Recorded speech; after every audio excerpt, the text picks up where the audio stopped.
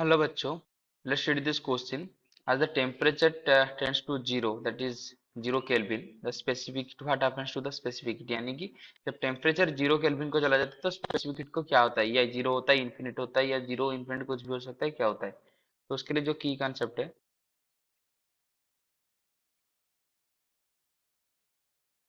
तो की कॉन्सेप्ट क्या है कि स्पेसिफिक हीट क्या होता है?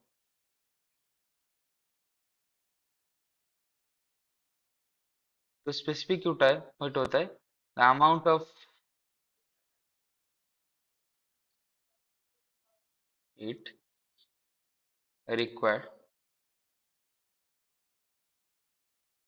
To change the temperature 1 Kelvin of 1 kg substance. तो 1 kg सब्सटेंस का जो भी हम मटेरियल की स्पेसिफिक हीट निकल रहे हैं, तो उसका 1 kg मटेरियल का, उसी मटेरियल का 1 केल्विन टेम्परेचर को अगर राइज करना है तो हमको जितना हीट चाहिए वो स्पेसिफिक हीट है। तो स्पेसिफिक हीट ऐसे हम इसको ऐसे बोल सकते हैं कि जो स्पेसिफिक हीट ऐसे होता है वो होता है du/dt, यानी कि change in energy divided by change in temperature. तो इसका हम बोल सकते हैं। तो ये जो स्पेसिफिक हीट है, it does not depends on temperature।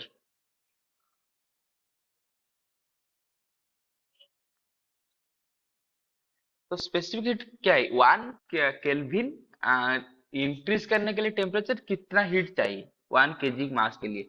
तो अगर इधर टेम्परेचर 0 केल्विन भी हो गया, तो टेम्परेचर अगर 0 केल्विन हो गया, जो टोटल एनर्जी है यू, ये होगा F/2 nRT। ये जीरो हो जाएगा, एनर्जी तभी जीरो हो जाएगा। लेकिन इस एनर्जी को की वजह से जो इसको एक केल्विन बढ़ाने के लिए, क्योंकि जो स्पेसिफिक हीट है ये क्या होता है? ये होता है डेल यू, नॉट यू। जो स्पेसिफिक हीट है ये U/T नहीं, ये है del U by del T. यानी कि यूनिट टेम्परेचर के लिए कितनी चाहिए एनर्जी। तो इधर अगर हम कुछ हीट ऐड करेंगे तो उसका टेम्परेचर भी चेंज होगा और एनर्जी भी चेंज होगा।